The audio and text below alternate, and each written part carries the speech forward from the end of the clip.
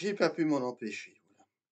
Salut à tous! Alors aujourd'hui, bah, vous l'aurez compris via cette, introduction, donc je vais vous parler donc de Smile 2 ou Smile 2, réalisé comme pour le premier opus par, Parker Finn, avec, au casting Naomi Scott, Rosemary DeWitt ou encore, Lucas Gage.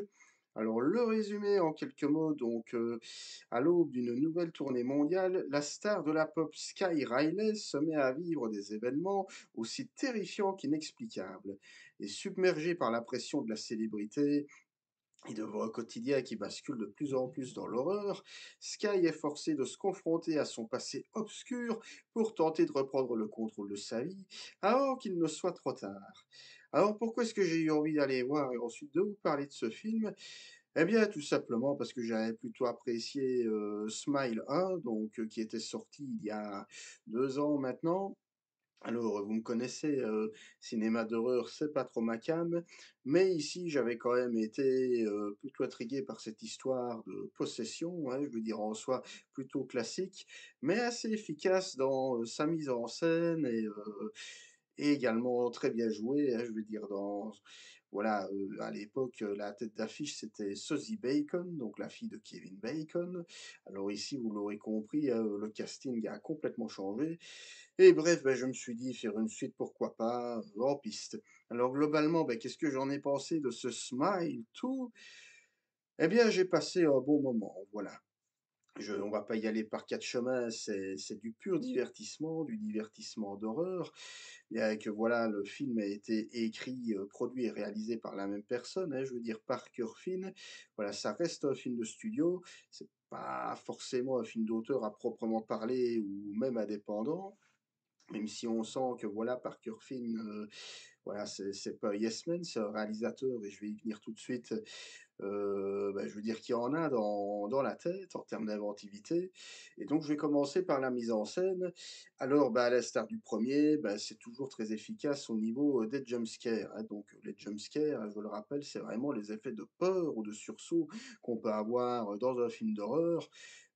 Par exemple, voilà, vous prenez un film d'horreur avec un boogeyman, genre, Halloween et bah, je veux dire, voilà, vous avez l'impression que le tueur est derrière vous ou pas, vous allez vous retourner et alors, bah, la caméra va jouer là-dessus, quoi, sur l'effet de surprise et alors si jamais, vous voyez vraiment que le tueur est derrière vous, bah, là, vous sursautez. Techniquement, le spectateur va sursauter en même temps que le personnage, voilà et alors ici, bah, Parker Finn, il utilisait déjà ça, bah, dans le premier volet, à l'instar de, bah, voilà, hein, je veux dire de cette espèce de chose, hein, de malédiction qui se propage de corps en corps et qui vous fait halluciner, pas mal de choses, voilà et bah, surtout qu'ici, on sent qu'il a bénéficié d'un budget, plus conséquent car, dès l'introduction, il se fait plaisir. Alors on a une introduction qui est voilà, qui est d'une bonne dizaine de minutes en forme de plan séquence qui est assez incroyable. Alors après, je vous dis, les plans séquences, des fois, faut parfois faire attention parce qu'on a parfois affaire à des faux plans séquences. Eh beh, je pense, voilà, hein, 1917 de Sam Mendes où là, le film est construit comme un plan séquence de 2 heures alors qu'en fait, on sent les coupes. Bon, je vais dire, ce sont des coupes artificielles et en soi, ça reste un plan séquence et c'est pas gênant à regarder. Ou même Birdman, hein, où pareil, vous avez tout le film qui se déroule entièrement en plan séquence, mais on se doute bien qu'il y a quand même eu des coupes, dedans. Mais bon, l'illusion est palpable et comme je vous dis, ça fait l'effet parce que je rappelle qu'on est quand même au cinéma où l'illusion est quand même, reine. Et donc, bah, ici, ça fait son petit effet, hein. On a l'impression, bon, je vais pas en dire plus, d'être dans une espèce comme ça de thriller, néo-noir, hein, où on retrouve, bah, l'un des protagonistes, du premier opus, hein, qui était le jeune flic, qui était amoureux de Suzy Bacon, de l'héroïne. Et alors ici, bah, on va voir qu'il cherche à ne pas être contaminé par cette chose, voilà. Et vraiment, voilà, on sent que c'est tout en tension, voilà, on est directement, plongé dedans sans la moindre explication.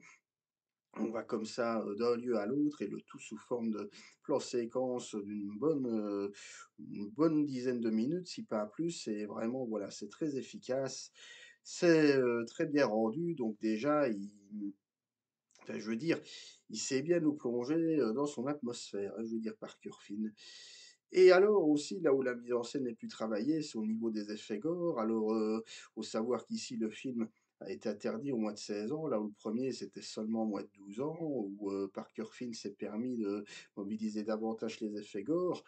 Et bah, j'ai envie de dire encore une fois, c'est pas fait de manière purement gratuite, hein. Je veux dire, il le fait parce que, bon, on est face à un autre personnage. Alors c'est une suite, mais mis à part le flic qu'on retrouve, vraiment au tout début, c'est voilà, ça n'a plus rien à voir. On suit un tout autre personnage, donc cette jeune rockstar, jouée par, Naomi Scott, et bien forcément qui a passé beaucoup plus trouble, beaucoup plus, trash, hein, je vais le dire comme ça. Bah, forcément, bah, qui dit, plus trash dit plus sombre et donc, bah, les morts sont plus violentes, plus, bah, plus saignantes, hein, je vais le dire comme ça et là-dessus aussi on sent qu'il s'est bien fait plaisir, hein, je veux dire, Parker Finn. Et alors encore une fois, au niveau de la mise en scène, bon, on a ce montage qui est vraiment, d'une nervosité assez palpable, hein. Je veux dire, il y a des moments comme ça de suspense pur et dur, où on se demande jusqu'où ça va s'arrêter, hein, quand même pas mal de poursuites en voiture, hein, dans ce deuxième film. Mais tout simplement parce que les personnages essayent d'échapper, à la mort, rien que ça.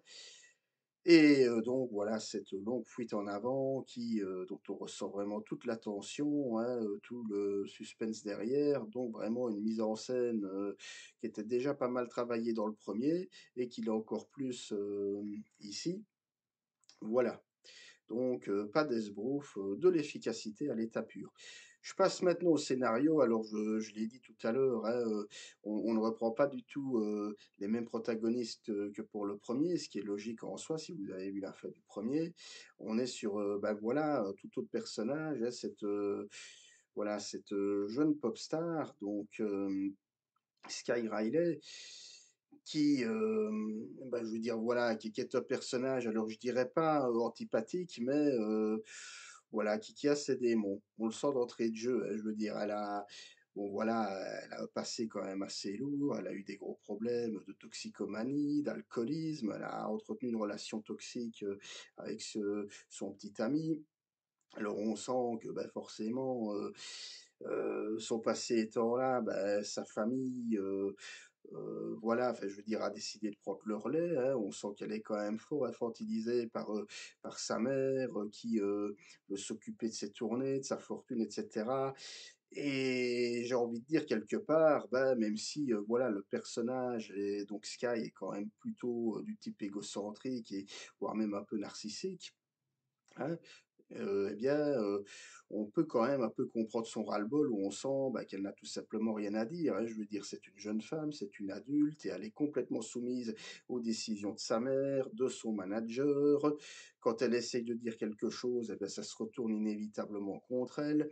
On fait référence à son passé toxique et bah, forcément, bah, le personnage, enfin Sky est très mal dans sa peau et c'est une cible adéquate, j'ai envie de dire que pour la chose et c'était déjà le cas, bah, je veux dire pour le premier avec, cette jeune psychiatre, je n'ai plus le nom en tête, hein, mais voilà, qui était jouée par Sosie Bacon, où voilà, on sentait que même si elle était une psychiatre respectée, bah, elle n'arrivait pas à faire face à ses démons du passé. En l'occurrence, voilà, elle avait un problème par rapport à sa mère et enfin sa mère avec laquelle elle entretenait une relation, toxique et donc tout ça, ça l'a malmenée quand même dans son métier de psy. Donc on sent qu'à chaque fois, c'est le point commun, hein, je veux dire, c'est ce qui relie d'ailleurs les 2 films, c'est qu'à chaque fois les cibles désignées sont des personnages, bah, mal dans leur peau, qui, doivent faire face à leurs démons s'ils veulent s'en sortir.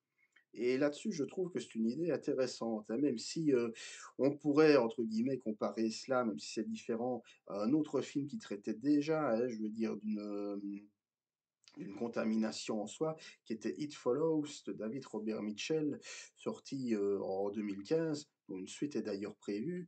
Sauf que dans It Follows, où le réalisateur avait clairement dit que ça pouvait se voir comme une métaphore du sida où, bah, ça se transmettait littéralement via le sexe, hein. Je veux dire, des jeunes faisaient l'amour et la chose, hein, donc le hit du titre se transmettait de jeune en jeune Ici, avec Smile, c'est complètement différent et je veux dire surtout qu'on est quand même dans un tout autre type de mise en scène. On va pas se mentir, David Robert Mitchell n'a jamais caché ses ambitions autoristes. Ici, je le répète, Parker Finn, il est dans le divertissement pur, hein, même si c'est lui qui est aux commandes de son film, écriture, production, réalisation. Lui, ce qu'il a envie de faire, c'est vraiment de faire passer un bon moment au spectateur. Je vous le dis, le film a quand même son lot d'action, je vais le dire comme ça, de rebondissements, même de twists, hein. Pour le coup, on a un qui est bien troussé, voilà, et qui fait sens. Et comme je dis, bah, au final, on passe un bon moment, quoi. Ce qui n'empêche pas, hein, je le disais, certaines fulgurances. Mais voilà, en termes purement scénaristiques, on reçut un peu l'idée du premier.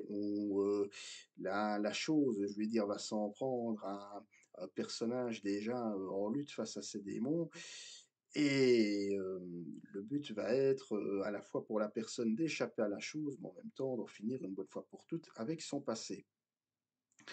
Et alors, bah, concernant l'interprétation, alors là, j'ai envie de dire, c'est aussi l'un des gros points positifs. On a Naomi Scott que j'ai découvert personnellement dans Aladdin, enfin, le live action de Guy Ritchie, ou même, ça fait un peu mal de le dire, dans les Power Rangers, hein, il y a quelques années. Donc pas, bah, pas des films inoubliables, hein, disons-le, pas non plus des rôles inoubliables, mais ici, dans le film, vraiment, elle s'impose, quoi. Je veux dire, on sent qu'elle est bien possédée par son rôle, voilà. Elle sait se montrer touchante, tout comme agaçant, parce que je dis, c'est un personnage, même si on a de l'empathie pour elle, ben, par moment, voilà, on peut pas s'empêcher quand même de se dire qu'elle est responsable d'une grosse partie de ses emmerdements, qu'elle est quand même, ben, et là d'ailleurs, Parker Finn joue un petit peu là-dessus, hein, bon, je veux dire, il n'a pas conçu son film comme une croisade anti-Hollywood, hein, mais le fait de se dire, ben voilà, on est face à une star, une superstar,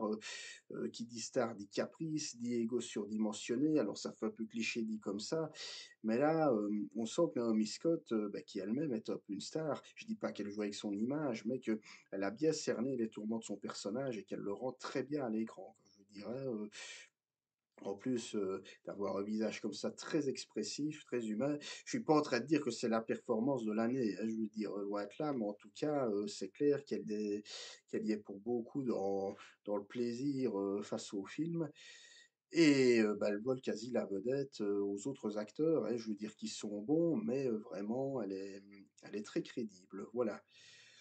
Voilà, c'est à peu près tout ce que j'avais à dire à propos de ce Smile 2, qui pour moi est du même niveau que le premier. Bon, même si, voilà, forcément un environnement différent, hein. Je veux dire, on passe de la psychiatrie, au monde des pop stars, en quelque sorte. Voilà, c'est du bon divertissement, c'est pas du cinéma, de genre, hyper réflexif comme je disais, je prenais l'exemple tout à l'heure de It Follows, ou même, bah, je pourrais même dire des films d'Ari Aster. Alors je suis pas du tout en train de comparer Parker Finn à Ari Aster, loin de là. Mais ici, voilà, c'est du bon cinéma, voilà, c'est du bon cinéma, calibré certes pour, faire passer un bon moment, mais qui le fait bien et on sort de la salle, voilà, je dirais pas avec le sourire parce que le film quand même est très sombre, hein, voilà. Mais, en tout cas, voilà, si vous avez envie de passer un bon moment, voir un bon petit film comme ça de genre, allez-y et en plus si vous avez aimé le premier, je pense que vous ne serez pas déçus par cette suite, voilà. Comme d'habitude, si vous avez aimé cette vidéo, n'hésitez pas à la liker, partager, à me suivre sur les différents réseaux, Facebook, X, Instagram, Captain Watch. Comme je vous l'ai dit, on se retrouvera très vite pour parler de sorties récentes comme L'amour ouf de Gilles Lelouch et Jury numéro 2 de Clint Eastwood, des films pour lesquels j'ai une bien plus grosse attente que pour Smile 2, et évidemment pour vous parler d'Hannibal de Fritz Lang. Voilà, d'ici là, je vous souhaite un bon dimanche et une bonne reprise pour demain lundi, et à la prochaine. Alors, salut, ciao.